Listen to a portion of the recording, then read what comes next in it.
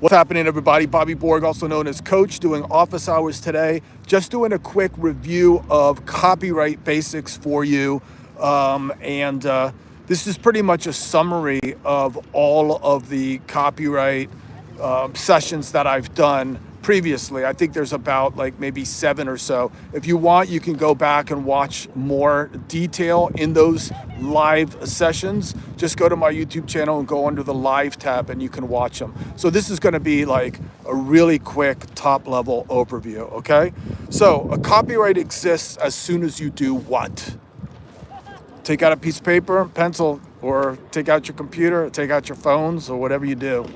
A copyright exists as soon as you take an original idea and you put it into a tangible form, okay? When you do that, when you take an original idea and you put it into a tangible form, you get what's called an exclusive bundle of rights under Section 106 of the United States Copyright Act. What are those exclusive rights? You guys remember?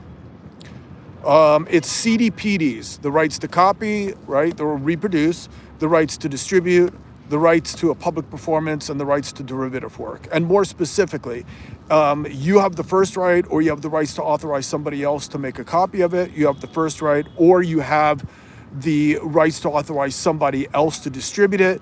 You have the first rights, or have the rights to authorize somebody else to publicly perform it, or you have the first rights to make to create a derivative, or authorize somebody else to do it. Okay? What's up, Mark? We're trying again. We're trying again. So I'm pretty much repeating everything I did this morning. All right, moving on. If somebody wanted to cover your song under what's called the compulsory licensing provision in the Copyright Act, they can do it as long as what? Okay, so you could cover somebody's song as long as you do what? Okay, any thoughts here? Okay, so basically you can, as soon as somebody takes their song and puts it on record and distributes to the public, anybody else can take that song and they can do their own interpretation of that song and they can put it on record and they can release it to the public, as long as they don't make substantial changes to the music and the lyrics, and as long as they get a license and pay a fee. Okay? That's what's called a cover song. All right, let's move on real quick. There's a presumption under copyright law that the authors of a joint work are what? So in other words, when two or more people come together and they write a song together, the resulting composition is split jointly, right? But in what way? And it is equal. So there is a presumption under law that the splits are going to be equal, no matter how big a share that I write. So even if I write 10% of the song and you write 90, the split automatically by law is going to be equal. So there needs to be a written agreement. If we have any other thoughts about doing it differently, there needs to be a written agreement that stipulates that, okay? And typically what we use for that written agreement is what's called a what? A blank sheet. What's the name? It's a split sheet. Okay?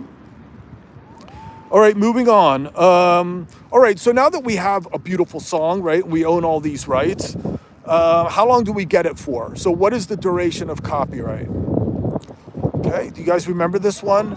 So the duration of copyright is going to be, that's right, Mark, split sheet, good job. The duration of copyright for somebody that writes a song as of today, let's just say, to make it easy, is for their full life plus another 70 years.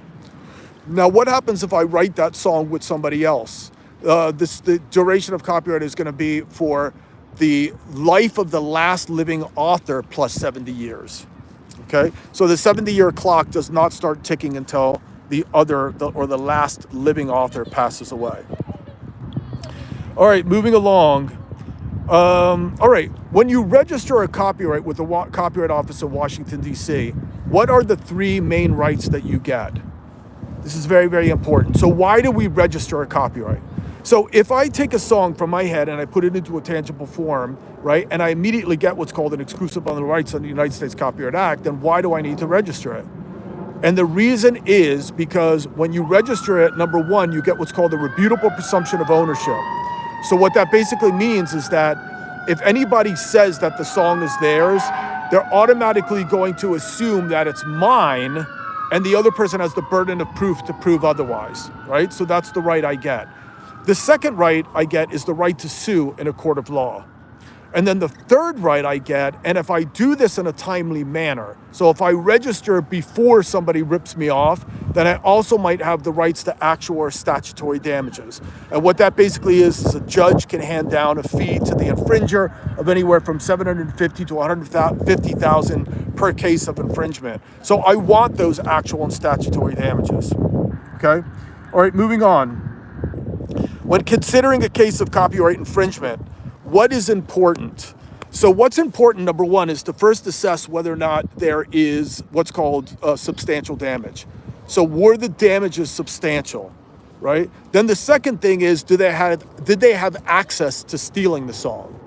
And then another thing would be, is the song substantially similar to mine, right? So in other words, there has to be substantial similarity. It can't just be something that's common in everyday music, okay? All right, moving on.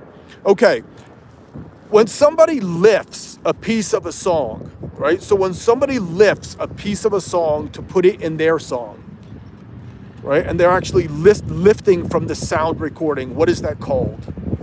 And that's called a sample, okay? Now, if I were to take my keyboard and I were to replay a part of a song, a little snippet of a song, and put it into my song, that's called an interpolation. And in either case, an interpolation or a sample requires the permission of the authors and owners of the song. And the authors and owners could say no if they wanted to. I don't want you to use it. Or they can charge you some ridiculous amount. It's completely negotiable, okay? All right, moving right along, you guys. All right, so this is very, very important. A sound recording,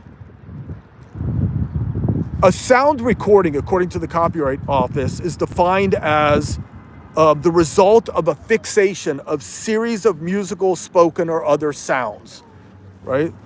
And that is what's called a sound recording. And the Copyright Office recognizes a sound recording as a copyright too.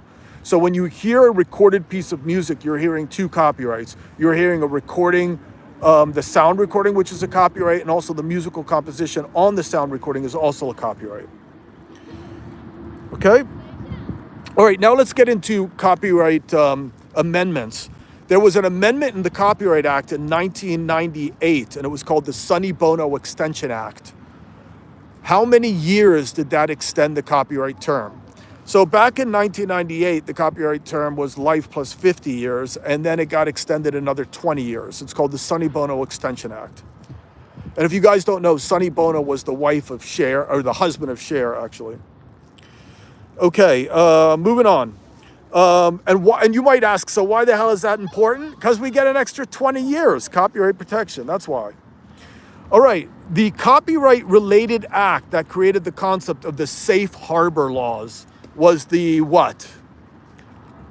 It's the Digital Millennium Copyright Act. Now, why is that important? Because essentially the Digital Millennium Copyright Act and safe harbor laws basically said that big technology companies can't get in trouble for illegal things that are found on their platforms. That's why when you guys go to a YouTube, there's all kinds of illegal cover songs and all kinds of illegal stuff on there, right? And then sometimes you see takedown notices. So YouTube is required to take something down if it's infringing somebody else's copyrights, right? And usually what happens is a piece of music will get flagged, and then they'll contact the publisher, and then the publisher has the rights to tell YouTube to take it down, or they could tell YouTube to actually put advertisements on it, and then you'll get money for it, or the publisher will get money for it instead of taking it down. Right? So that's why you guys see lots of illegal stuff sometimes on platforms. All right, moving on. Let's talk about the 1989 Berne Convention Implementation Act. Like, why was this act important? Because essentially what this act said is it said, A couple of things. So the first thing is that many countries that are Berne signatories will acknowledge our copyrights. So if somebody infringed my copyrights in France, France would acknowledge that I have a copyright in the United States, and they'll recognize that. And then vice versa. Like, we can't just infringe French copyright, right? We have to acknowledge that this person has a copyright in France. And so all of these signatories of the Berne Convention Treaty all respect each other's copyrights, right? There is no such thing as an international copyright law, but each country respects the other's copyrights, all right? And that's important. Another part of the Berne Implementation Act is that now, as soon as you take an original idea from your head and you put it into a tangible form, it's known as a copyright, right? There's no registration that's required just to be thought of as a copyright. That's an important. And then the third thing that's important is you no longer have to put the sign on visually perceptive work. Like, I don't have to write copyright 2025. It's recommended you do that, but you don't have to do that. All right, moving on really quickly. What is the 4 types of money from music publishing? Mark, are you still there? Which one is, do you guys have the answer to this? Shredder? Do you have any answers? Since the 4 types of music publishing money are mechanical royalties, performance royalties, synchronization royalties, and print royalties. So those are the 4 types. All right, what else? When you sign up with a performing rights organization, there's 2 major types of affiliation that you need. And those 2 types of affiliations are, number 1, performance royalties, and also, I beg your pardon, I'm so sorry. The 2 types of affiliations with the PROs are are the publishers and also the writers. So when you register or affiliate with the PRO, you have to affiliate as both the writer and the publisher, assuming that you wrote the song and you did not, turn over your publishing rights to someone else. All right, what else? Okay, the upfront fee that you get when you the upfront fee that you would get when you license your music in film and television is called what? It's called synchronization royalties. And then for the last question, our last question is going to be this. Which governing body, that's good, Mark, you got it right. Which governing body actually issues blanket mechanical licenses to all the streaming services in the US and then pays it to the actual publishers who pay the writers? So who's the governing body that does that? Who's the one that licenses all the songs to Apple Music and Spotify, and who does that?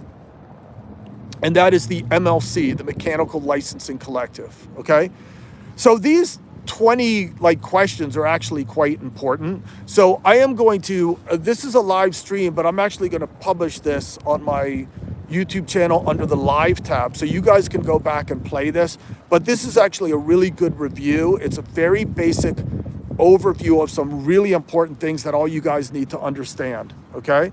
So on that note, you guys, I am going to sign out. Just a real quick message to Mark. Be sure to check out some of the other live sessions, Mark, because there's a lot of more detail than I offered today, okay? So that's pretty much it. My name is Bobby Borg, also known as Coach, doing office hours. And hope you guys are good. It's a beautiful day in Los Angeles, man. You can see the sky. It's really like a beautiful spring day. So people are playing with their dogs back there and stuff. So anyway, all right, you guys, that's it. Peace, love, and take care, all right? Later. Bye-bye. Thanks so much, Mark.